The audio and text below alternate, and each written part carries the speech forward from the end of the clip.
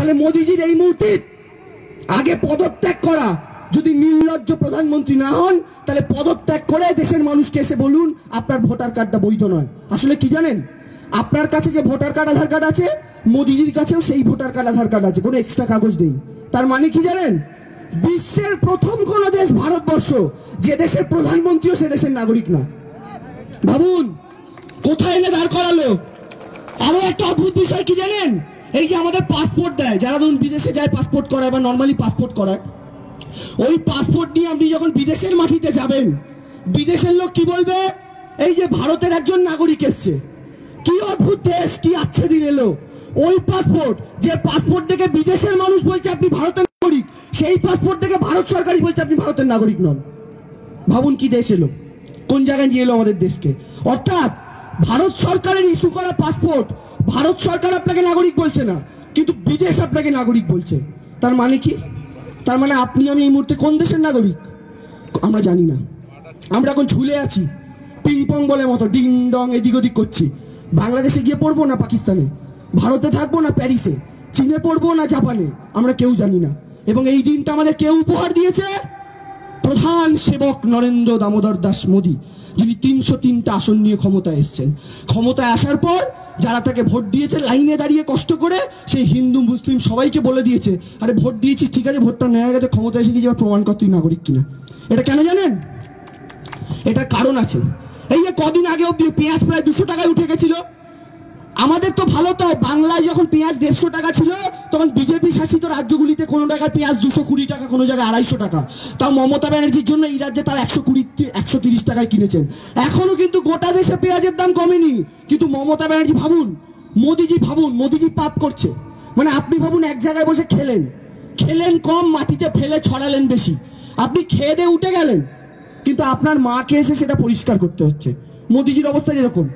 মোদিজি পেঁয়াজের দাম বাড়াচ্ছেন, গোটা দেশে কোথাও পরিষ্কার, কোথাও দাম কমছে না। কিন্তু বাংলার মুখ্যমন্ত্রী মমতা ব্যানার্জি দাম বাড়াচ্ছে মোদিজি, কিন্তু তিনি টাস্ক ফোর্স তৈরি করে বাজারে বাজারে পাঠিয়ে আজকে পেঁয়াজের দামটাকে 50-এর কাছাকাছি নিয়ে এসছেন। সেটাও করেছেন মমতা ব্যানার্জি। গোটা দেশে কিন্তু এখনো 150-200 টাকায় পেঁয়াজ বিক্রি হচ্ছে। তো এই পেঁয়াজের দাম বাড়িয়ে দিয়েছিল। এখানে প্রত্যেকের ব্যাংকে অ্যাকাউন্ট আছে তো, বাড়ি গিয়ে সবাই ব্যাংকের পাসবুকটা দেখবেন, পাসবুকটা খুলবেন, দেখবেন ব্যাংক কখনো আপনার পাসবুকটা যদি আপডেট করা থাকে দেখবেন কখনো 20 টাকা কেটেছে, কখনো 15 টাকা, কখনো 120 টাকা। খুলে দেখবেন, আপনি ব্যাংকে গিয়ে বলবেন আমার টাকা কেটেছে, ব্যাংক বলবে কই, এ তো কোনো একটা স্কিম করেছিলেন তাই। এরকম ভাবে আপনাদের মাথায় টুপি পরিয়ে গোটা দেশের মানুষের থেকে 15,000 কোটি টাকা লুট করেছে মোদিজি। আপনারা নিজেরাও জানেন না। কেন বলুন তো, কিভাবে লুট করেছে? ওই মশা বসে চুপ করে একটু করে রক্ত খায়, বেরিয়ে চলে যায়, আপনি টেরও পান না। কিন্তু সেই 1 বছরে আপনাকে যত মশা কামড়েছে, সব কটা মশার রক্তকে যোগ করে দেখবেন 1 বছরের টোটাল আপনার 1 বালতি রক্ত শুধু মশা খেয়েছে। এরকম নরেন্দ্র মোদীজি প্রত্যেক মাসে 15 টাকা, 10 টাকা, 20 টাকা করে ব্যাংক থেকে কাটতে আজকে আপনি হিসাব করুন, যত বছর ব্যাংকে টাকা রাখছেন, শেষ 6 বছরে দেখবেন আপনার কয়েক হাজার টাকা লুট করেছে নরেন্দ্র মোদী। আর কত টাকা গোটা দেশে তুলেছে জানেন? 15,000 কোটি, শুধুমাত্র আপনার আমার ব্যাংক থেকে একটু একটু করে টাকা চুষে নিয়ে। আপনি আমি কিন্তু ধরতে পারিনি, কিন্তু যখন ধরতে পেরেছেন, যখন পেঁয়াজের দাম বেড়েছে, যখন চাকরি ছাঁটাই হচ্ছে, তখন আপনি যেই সেই দিকে তাকাতে যাবেন, মোদিজি আপনাকে বলছে আরে বাদ দে সব কথা, আগে দাদুর কাগজ খুঁজে আন। মানে কি, একটা বাচ্চা কাঁদছে, বাবাকে বলছে বাবা খিদে পেয়েছে খেতে দাও, খুব কাঁদছে, বাবা দেখছে আমি তো খেতে দিতে পারবো না, তাহলে কি করা যায়? সেই বাবা তখন কি করলো, বাচ্চাকে খেতে দিতে পারবে না, তখন সেই বাচ্চাটাকে তুলে আলমারির ওপরে বসিয়ে দিল। এবার বাচ্চাটা এত উঁচুতে আলমারির ওপরে বসে আছে, ভয় পাচ্ছে। এবার বাবাকে বলছে বাবা নামিয়ে দাও, ভয় করছে। বাচ্চাটা কিন্তু খিদের কথাটা ভুলে গেছে। নরেন্দ্র মোদী এই কাজটাই করতে চাইছেন। আমাকে আপনাকে চাকরি, বেকারত্ব, পেঁয়াজের দাম ভুলিয়ে দিয়েছেন। বাচ্চাটাকে যেমন আলমারির ওপরে বসিয়ে দিয়েছিল, আপনি যখন খেতে চাইছেন, বলছেন দাম কমাও জিনিসের, তখন মোদীজি খুঁজে নিয়ে আয়, আপনি ওই কাজে ব্যস্ত হয়ে গেছেন, আপনি ভুলে গেছেন তখন জিনিসপত্রের দামের কথা। এটা হচ্ছে মোদীজির ট্যাকটিক্স। আর এই জিনিসটাকে বাংলার মানুষ বা গোটা দেশের মানুষ আস্তে আস্তে ধরে ফেলেছে। তাই এই জিনিসটা আর বেশি দিন চলবে না এই দেশের মাটিতে। আর তার জন্য আপনাদের প্রত্যেককে সংঘবদ্ধ থাকতে হবে। আমি একটা কথা বলি, বিজেপির পতাকা রং দেখেছেন তো, গেরুয়া। একটা পার্টি আছে মিম পার্টি, হায়দ্রাবাদ থেকে এসছে। এই দলটার কাজ বলে দিই, এরা যেখানেই যায় বিজেপির উল্টো দিকে যে দল থাকে তার ভোট কাটাকুটির জন্য যায়। মিম পার্টি আজ অব্দি যেখানে যেখানে ভোটে লড়েছে সেখানে সেখানেই বিজেপি জিতেছে। আজ অব্দি এক জায়গা তোরা বিজেপিকে হারাতে পারেনি, কারণ বিজেপির উল্টো দিকে যখন কংগ্রেস থাকে মিম পার্টি ভোটে লড়ে কংগ্রেসের ভোট খায়। এখন বিজেপির প্ল্যান হচ্ছে এই মিম পার্টিকে বাংলায় ঢুকিয়ে তৃণমূলের ভোট খাওয়াবে।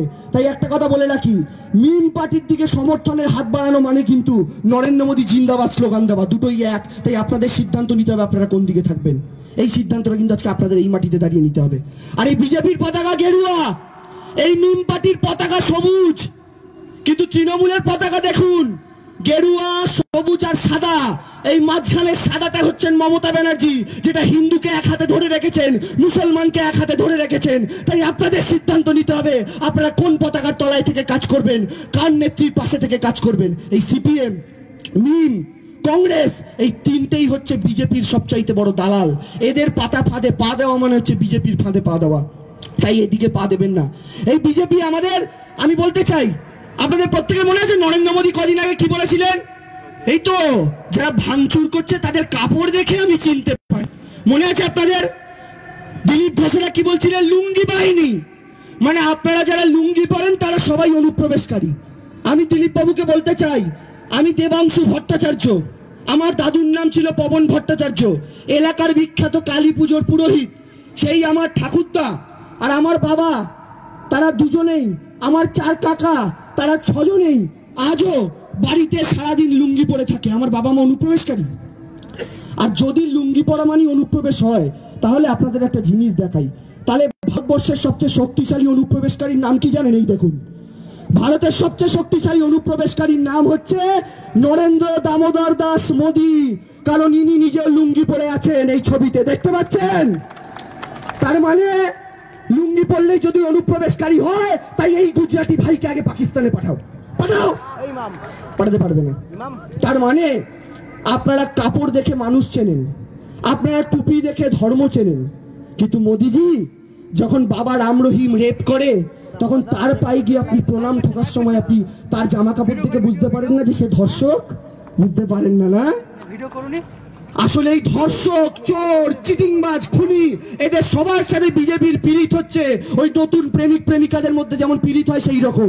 যেখানে ধর্ষক সেখানে বিজেপি, যেখানে চোর সেখানে বিজেপি, যেখানে গুন্ডা সেখানে বিজেপি, যেখানে দাঙ্গা সেখানে বিজেপি। তাই এই দলটা গোটা ভারতবর্ষের জন্য এই মুহূর্তে একটা অভিশাপ হয়ে দাঁড়িয়েছে। তাই এই দলটার থেকে মুক্তি আমাকে আপনাকে প্রত্যেককে পেতে হবে। আমরা অনেকে দেখেছিলাম, হ্যাঁ, কিছু টুপি লুঙ্গি পরা লোক উলুবেড়িয়া থেকে শুরু করে বিভিন্ন জায়গায় সিএ আন্দোলন চালু হওয়ার পর পাথর ছুঁড়েছে, আগুন জ্বালিয়েছে। কিন্তু কি জানেন, তার কয়েকদিন পরে মুর্শিদাবাদ থেকে 6 জন গ্রেফতার হয়েছে। কি জানা গেছে? যে তারা এলাকার বিজেপি কর্মী এবং লুঙ্গি আর টুপি পরে তারা পাথর ছুঁড়ছিল, একজন ভিডিও রেকর্ডিং করছিল। তাহলে বুঝুন এইটা কিভাবে ওরা বিভেদের রাজনীতি করার চেষ্টা করছে। এবার আপনাদের কিন্তু ওরা ফাঁদ পাতবে এরকম প্রত্যেক মুহূর্তে। আপনার কানে এসে খবর দেবে ওইখানে দাঙ্গা হচ্ছে, আপনাকে বলবে ওই সম্প্রদায়ের লোক আমায় মারছে, ওকে বলবে ওই সম্প্রদায়ের লোক আমায় মারছে। আপনি যদি শুনে সেটা বিশ্বাস করেন, জানবেন আপনি বিজেপির ফাঁদে পা দিয়েছেন। আপনাদের এটা প্রতিজ্ঞাবদ্ধ হতে হবে যে বিজেপি দাঙ্গা লাগানোর সবসময় চেষ্টা করবে। হয়তো আপনিও জানেন না, আপনার প্রতিবেশী একজনকে সে 500 টাকা হাতে ধরিয়ে দিয়ে বলেছে যাই খবরটা গিয়ে দিয়ে আয় যে ওখানে এই ধর্মের লোক এই ধর্মের লোককে মারছে। আপনি আপনার প্রতিবেশীর মুখ থেকে শুনে ভাবলেন ও তো আর মিথ্যে কথা বলবে না, কিন্তু ও তো খবর দিয়ে ফুরুত পালিয়ে গেছে, দাঙ্গায় জড়িয়ে পড়বেন কিন্তু আপনারা। তাই বারবার বলছি, বিজেপি সব সময় ফাঁদ তৈরি করার চেষ্টা করবে, তাতে কিন্তু কেউ পা দেবেন না। এবার সবাই একটু চিৎকার করে বলুন তো, এই বিজেপি আর মোদী অমিত শাহের কাছে কেউ নিজের জমি ছেড়ে দেবেন? এই এত ভাঙড়ের মানুষের এত কম, আবার যাদের নেতা নাকি আরাবুল ইসলামে তো হয়। আপনারা কি ওই গুজরাটি বাহিনীকে আপনাদের জমি ছেড়ে দেবেন?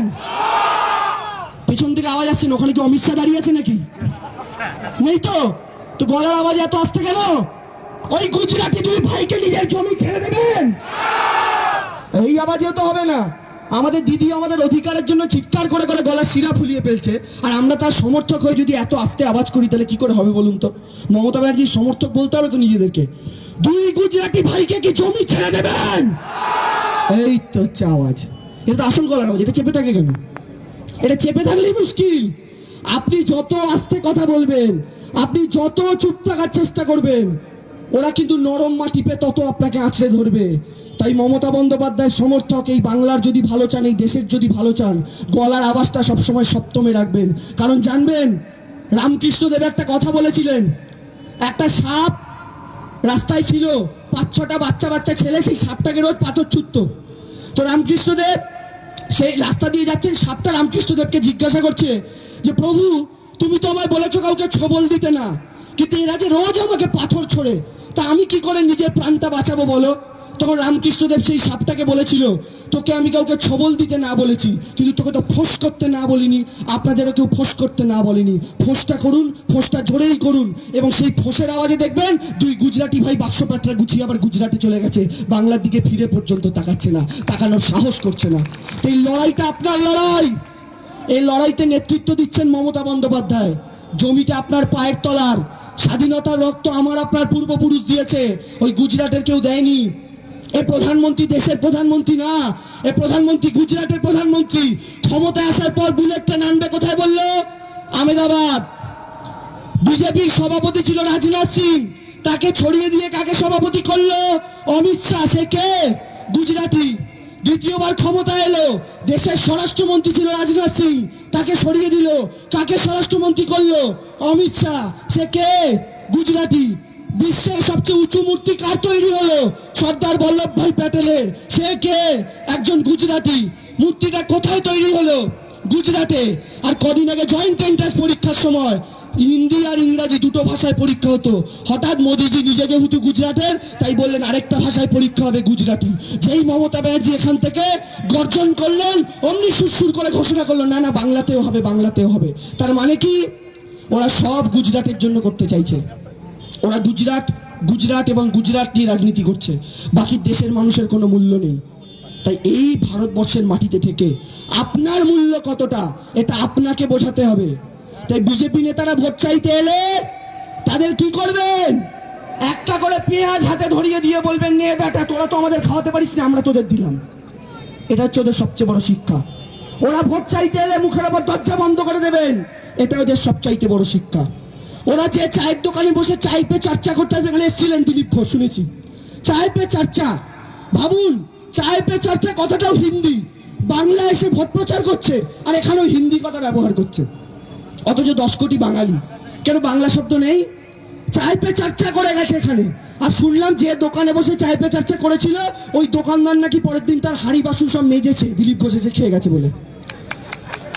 তো এইটা হচ্ছে এদের অবস্থা বর্তমানে দাঁড়িয়ে।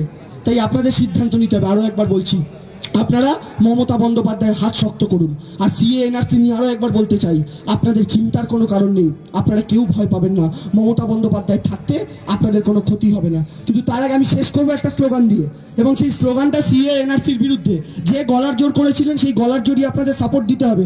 কিন্তু তার আগে একটা কথা আপনাদের প্রত্যেককে বলতে চাই, যে আপনাদের একটা জিনিস মাথায় থাকবে, যে 18টা আসন যখন তারা পেয়েছিল, এই 18টা আসন পাওয়ার পর তারা সারা ভারতবর্ষ জুড়ে লাফিয়ে লাফিয়ে বেড়াচ্ছিল, বাংলা জুড়ে লাফিয়ে লাফিয়ে বেড়াচ্ছিল।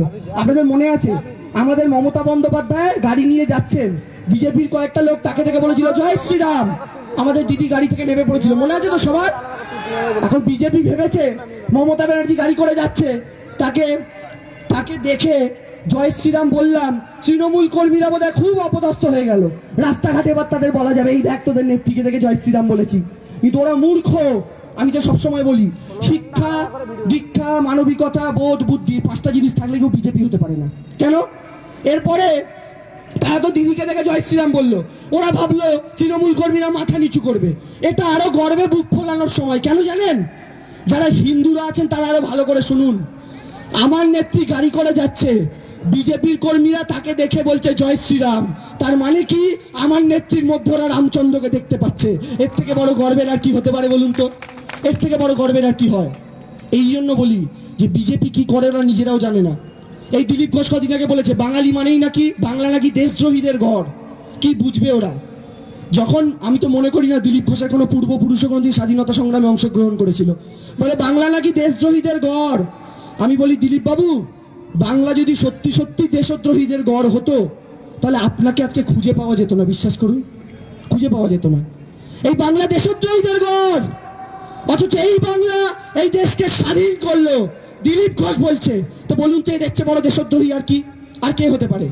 আজকে পাকিস্তান রোজ চায় ভারতের ক্ষতি করব, কিন্তু আমাদের সেনাবাহিনী আছে বলে তাদের ক্ষতি, ভারতের ক্ষতি পাকিস্তান করতে পারে না।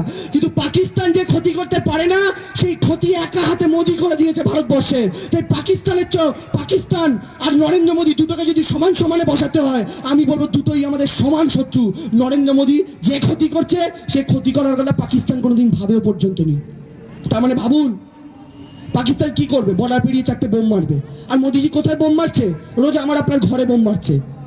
আপনি পেঁয়াজ কিনতে পাচ্ছেন না, আদা কিনতে পাচ্ছেন না, চাকরি হারাচ্ছেন, দেশের ইকোনমি ডুবছে, জয় শ্রীরামের নামে মানুষ মারছে। এটা আমার আপনার মুখের ওপরই তো বোম মারা। আর পাকিস্তান তো দেশের বর্ডারে বোম মারবে। তাই পাকিস্তান বর্ডারে বোম মারছে, আর মোদিজি আমার আপনার ঘরের চৌকাটে বোম মারছে। তাহলে বলুন তো সবচেয়ে বড় দেশদ্রোহীর নাম কি?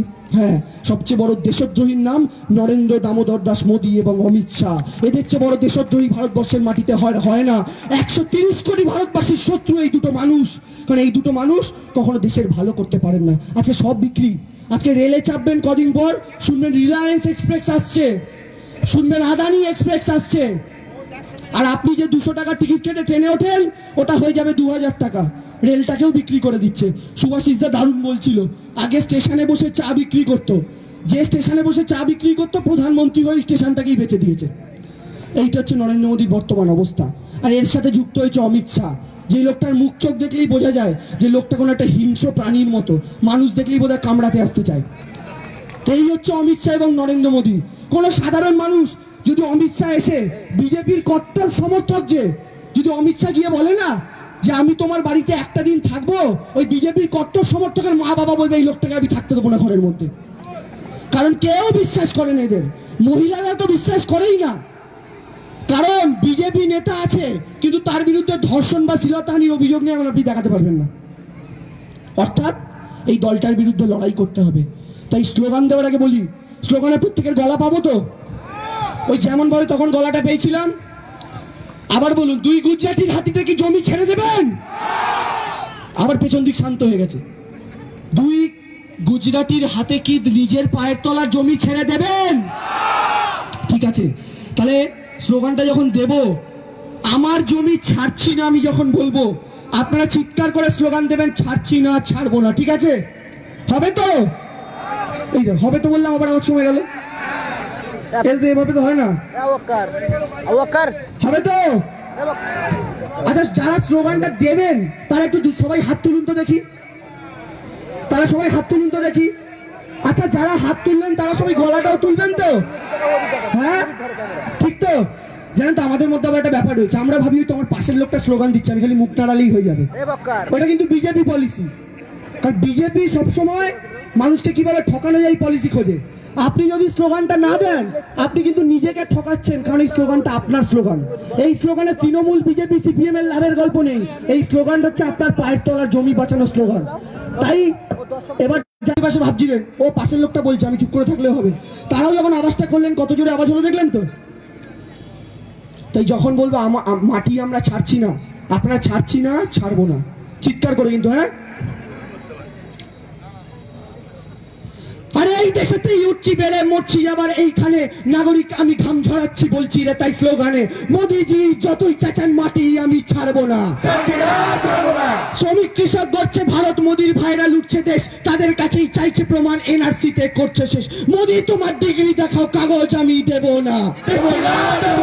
দাদুর লগ্ন দিদার রাশির লাইনে দাঁড়াই খুঁজে মরি, মোদি তুমি বিদেশ ঘোরো, আম জনতা খেটে মরি। প্রধানমন্ত্রী বিকাশ দেখাও, জমি আমি ছাড়ছি না। মথু আমার গোর্খা, আমার রাজবংশী, আমার ভাই বাঙাল ঘটির এ সংসারে পদ্মপাটির জায়গা নাই। পিএম বলো স্মার্ট সিটি কই, জমি আমি দেব না। আওয়াজ আসছে না কিন্তু, আরো জোরে করতে হবে। আরে আমার দলে ববি হাকিম, হিন্দু দাদা বক্সি, তাই আমার দলে ডেরেক আছে কিন্তু মেহুল চকসি নাই। মোদি তুমি কাগজ দেখাও, আমরা কাগজ দেখাবো না। আমার দলে ববি হাকিম, হিন্দু দাদা বক্সি, তাই আমার দলে ডেরেক আছে কিন্তু মেহুল চকসি নাই। রাফায়েলের কাগজ দেখাও, কাগজ আমরা দেখাবো না। আরে ঝড়ে জলে ভাঙছে বাড়ি, গরিব কত ছাড়ছে ঘর, নেই কো কাগজ যাদের কাছে কিন্তু ওরা নয় কো পর। দিলীপ দুধে সোনা খোঁজো, জমি আমি দেব না। আরে দিলীপ দুধে সোনা খোঁজো জমি আমি দেব না, বিদেশিদের কাগজ দেবে দেশের মানুষ করবে শিফট, মায়ের জন্য ওষুধ নেই সে বান্ধবীকে করছে গিফট। দিলীপ তুমি সোনা খোঁজো আমি কাগজ দেব না, দেশের যত টাকা আছে শিল্পপতির হাতেই সব, নয়কো অনুপ্রবেশকারী মোদি খাচ্ছে দেশের জব। মোদি তুমি চাকরি দাও জমি আমি দেব না, মোদি তুমি চাকরি দাও জমি আমি দেব না। ডিটেনশনে মরছে মানুষ বিদেশ যাচ্ছে চৌকিদার, অ্যাম্বুলেন্স রুখছে দিলীপ লজ্জা তবু নেই কোতার। অমিত শাহ গুজরাটে যাও দেশের জমি দেব না। আমার আওয়াজ কমে গেল কেন? অমিত শাহ গুজরাটে যাও মাটির আমি ছাড়ছি না। জন্ম নিল হিটলার ফের ভারতবর্ষে নতুন বেশ, শীতের বিকালে প্রবল আগুন ঝলসে মরছে আমার দেশ। নরেন্দ্র মোদী জিডিপি দেখো জমি আমি দেব না। পেঁয়াজ বাড়ছে আদা বাড়ছে বাড়ছে ফোনের বিল, নোটবন্দির গেরা কলে বন্ধ অফিস মিল। তাই মোদী তুমি বিদেশ পালাও মাটি আমি দেব না, জমি আমরা ছাড়ছি না, আমার মাটি দেব না। দুয়া তুলে আমার মাটি দেব না, আমার মাটি দেব না, আমার মাটি দেব না। জমির দখল দিচ্ছি না, জমির দখল দিচ্ছি না। আচ্ছা কাকিমা জেঠিমারা দেখছি হাত পা নামিয়ে বসে আছেন, আপনাদের কিন্তু ওই হাতে বটি ধরতে হবে। হ্যাঁ, যে বটিতে ধার নেই, কারণ দেখাতে হবে, শুধু মারার দরকার নেই। তাই দু হাত তুলে, আরে জমির দখল দেব না, আরে মাটির দখল দেব না, আরে জমির দখল দিচ্ছি না, আরে মাটির দখল দেব না।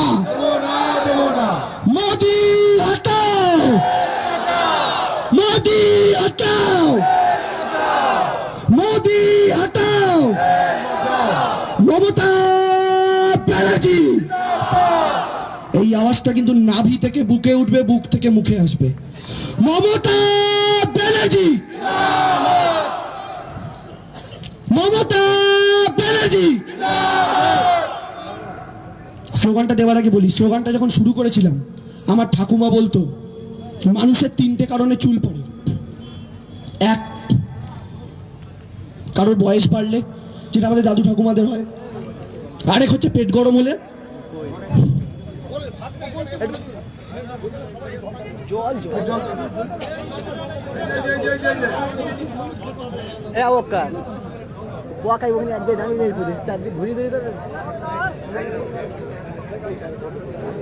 দেখো ওই বক্তব্য শেষ করলাম, মাফ করবেন। ভালো থাকুন, সুন্দর থাকুন, মমতা বন্দ্যোপাধ্যায়ের পাশে থাকুন। জয় হিন্দ, বন্দে মাতরম, মমতা বন্দ্যোপাধ্যায় জিন্দাবাদ। কেউ উঠবেন না। আমাদের শেষ বক্তা শক্তিদা খুব সংক্ষিপ্ত সারেই বলবে। অত্যন্ত আমাদের যারা স্থানীয় কাছাকাছি আছেন কেউ উঠবেন না। আমরা কিছুক্ষণের মধ্যে সবার সবার বক্তব্য রাখছেন ট্রেড ইউনিয়ন সভাপতি শক্তি মন্ডল।